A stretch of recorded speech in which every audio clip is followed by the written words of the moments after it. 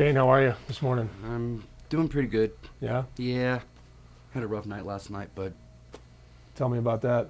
How'd you mm, sleep? huh? Where'd you stay last night? So you know where the the movie theater is? Yes. And right across the street. That's where I camp. How long have you been here in Arvada? Actually, I have been in Colorado for over a year now. Okay. Where'd you come from? Where'd you move from? Omaha, Omaha. the Cornhusker State. Born and raised? Born and raised. Yeah. Yep. Tell me about that. What was your childhood like? Well, I grew up in North Omaha, and then my childhood was terrible, and that's when I got put in foster care. So mom and dad not on the scene? I really don't care about them. Okay. Because it's their fault that I got put in foster care. What age was that? 10. Okay. Actually, if I didn't get put in foster care, I wouldn't have, been able to work and, get jobs and graduate from high school. I mean, even though I didn't graduate with a 4.0 average, I mean, I wasn't the smartest student, but I did graduate, because of them. So they did a lot for you. Mm-hmm. Yeah. Mm-hmm. And then I think of when I was in 5th grade, that's when they wanted to do adoption. And they actually gave me the choice on changing my last name. I said, no. I don't want to change my last name. Okay. Because it's very unique. And until I was 19, was out of the system, got out of the foster care system, and then was still living with them. And then once I got into my 20s, it was time for me to move. But Were you working at that point in Omaha? Mm-hmm. I had a job. I had a full-time job.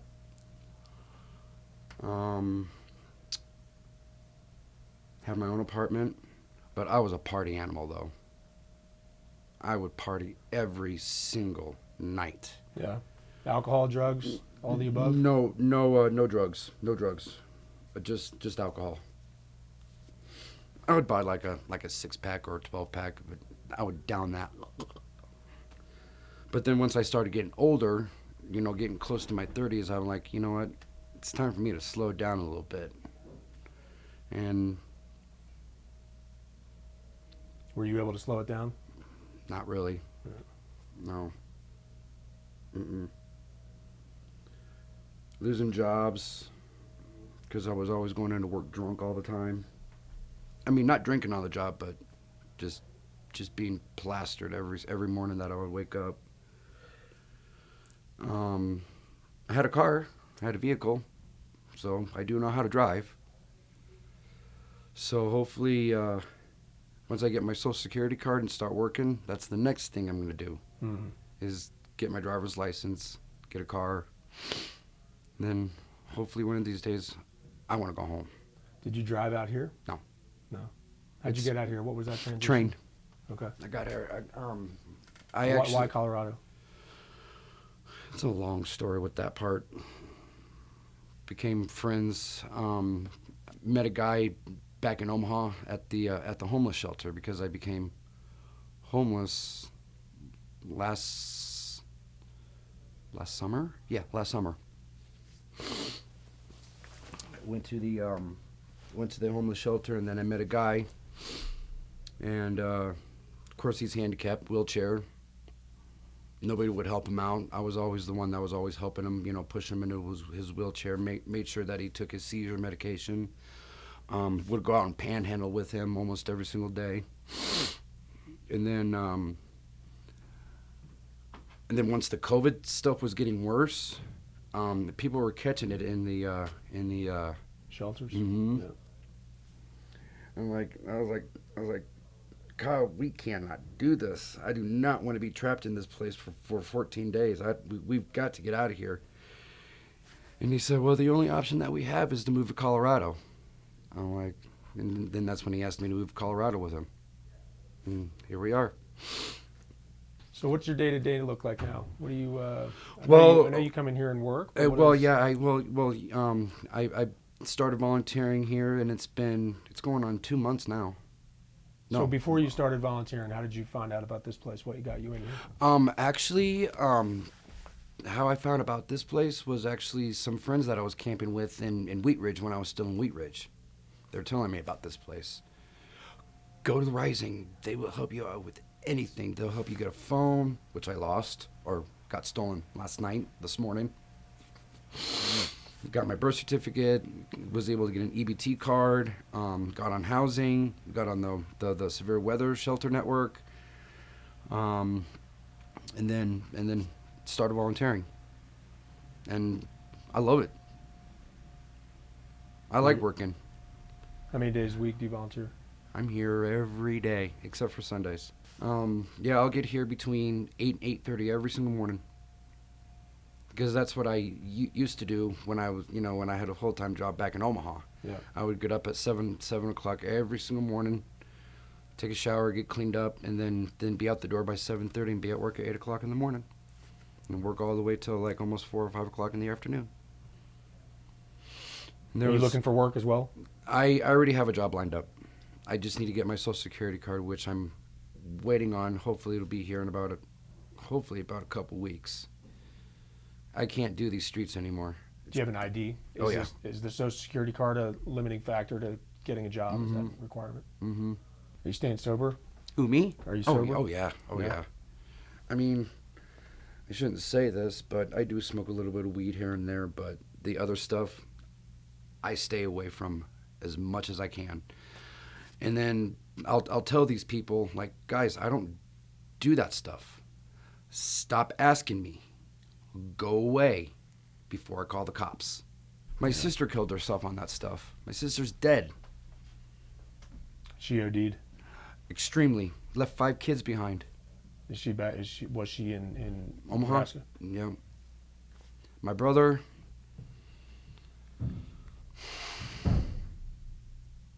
Well, my brother's in the service. He's married. Has 3 beautiful kids. And I swear, his boys look just like me. Both of them. The blonde hair, the blue eyes, you name it. Yeah. And I thought I was the only person that had the blue eyes in the family, but apparently I don't. What are you thinking for the future? I know you're getting a Social Security card. You're going to get a job. You got a job lined up. Mm-hmm. Where's that going to lead you? Hopefully, I will be able to get my own apartment. Are you working with the Housing Navigator? Mm-hmm. Okay. I've been losing a lot of weight of all the walking and all the running around that I'm doing here. Losing a lot of weight. How are you getting medical care? Medicaid. Okay.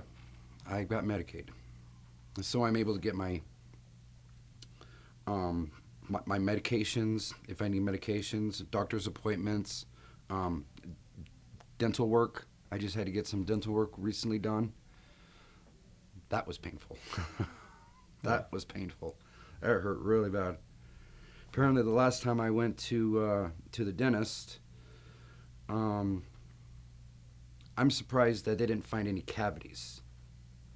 And then when I just recently went in about a couple months ago, right before I became homeless here, they found 3 cavities. So I had to get fillings done, had to get shots put in my mouth, and I was not expecting that at all. Yeah, dental work's no fun. I don't mind it. I mean, come on, I had a root canal done. That was fun. Okay, well, because as soon as my root canal was done, I had to go straight to work. So I was spitting everywhere, and then that's when my manager said, "Shane, go home. Go home." I was like, "Are you sure of that?" "Yeah, go home." I was in a lot of pain that day. I bet. Well, I'm glad you found your way in here. Oh yeah. What would you say to somebody who doesn't know anything about homelessness? That is a tough question. I mean, I wasn't expecting to become homeless. But you know what? Being homeless has made me into a better man than I have ever been. So there's some gratitude. Oh, in yeah. there. Mm-hmm. There's good things about being homeless, and there's bad things about being homeless. The good thing is it's making me stronger. It's making me more of a man than I've ever been. And then the bad thing is when people keep on asking me, "You got any drugs?" That's the bad thing about being homeless. But if it wasn't for the rising, I don't know what I would do. I don't know. But the day that the night that I became homeless, I had to find a spot to sleep, and apparently I was trespassing, and I didn't know that. Here? Or- In Wheat Ridge, and got put in jail for 6 days. I come back, I get out, and the owner of American Motel wouldn't even let me pack up any of my stuff. I had like over $900 worth of stuff in that motel room, and she threw it all away, everything. Didn't even give me 30 or 90 days to get my stuff out of there. And I heard motel all like about 95% of the hotels and motels here in the United States are supposed to give you 30 to 90 days. I even looked it up online when I had a phone. And this was before I got my Obama phone. Because my friend Kyle and I, we had an account together through Metro PCS, so we were able to communicate with each other, and with me helping him, going out and panhandling with him, and dealing with other people trying to kick us off the corner. I mean, we've had rocks thrown at us. I was sprayed with bear mace twice. Had a gun pointed to my head. What else? Being threatened. When I became homeless, I think it was it was the first 2 weeks I was homeless. Phone gone. Stolen or Stolen. lost or what? Stolen. Yep. I wake up one morning. I was like, "Where's my phone?" Gone. It's no good. And and actually before my phone got stolen, I had a really nice duffel bag. It was probably about that big. I could fit everything in there. All my clothes. My Nebraska blanket's gone. That got stolen.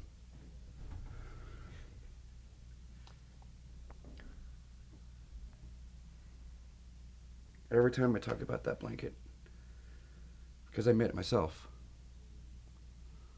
and it's gone. I'll never see it again. One of these days, if I do come across it, I'll be like, "Give me back my blanket. That's mine." Yeah. And I had a really nice pair of flip flops in there too. I spent like almost $50 on them, all the way from Europe. That's where they came from. I've got another pair that's downstairs in my book bag that look just like them. Gone. All my clothes are gone. I mean, I can't tell you how many times I've replaced clothes. How many times, how many shirts I've had to replace, socks, shoes. People steal it in the middle of the night or what? Yep. Or I would have it like stashed away where nobody could see it, and I would only be gone for like maybe 15, 20 minutes. Gone. It was the same situation. I was camping with another dude, real nice guy. His name is Kevin also. Kevin's And are pretty cool. huh? What'd you say? I say Kevin's are pretty cool. And it was actually the same day when I had to go get my ear looked at. I came here, had breakfast, did a couple things, and then I left around noon. But I wanted to go check up on the camp to make sure that our campsite was okay. His tent was gone. My book bag is gone, and I had my contact lenses in there. $175 worth of contact lenses, gone. But don't worry, I've got help on getting them replaced. Okay. So that's the good part. But I just don't understand what is it with these homeless, with all these other homeless people. I want that. No, that's mine. Yeah. Just if you see it, take it. I'm never gonna see that book bag ever again. It's gone. Like the same thing with my flip flops, my Nebraska blanket. I'm never gonna see that again. Yeah. I mean, I had a lot of nice stuff, expensive stuff. I mean, with my Nebraska blanket, if you laid it out, it actually could fit on a queen size bed. That's how big it was. It was huge. And it's gone. Maybe it'll turn up in here. If it does, We'll know. We'll identify it as yours.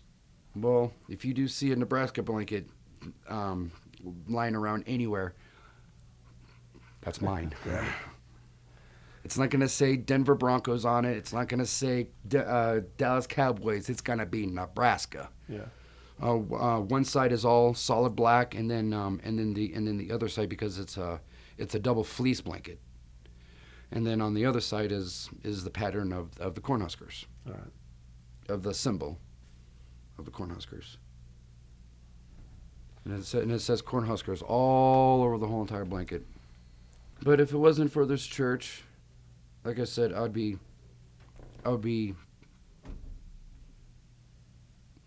you know what I mean.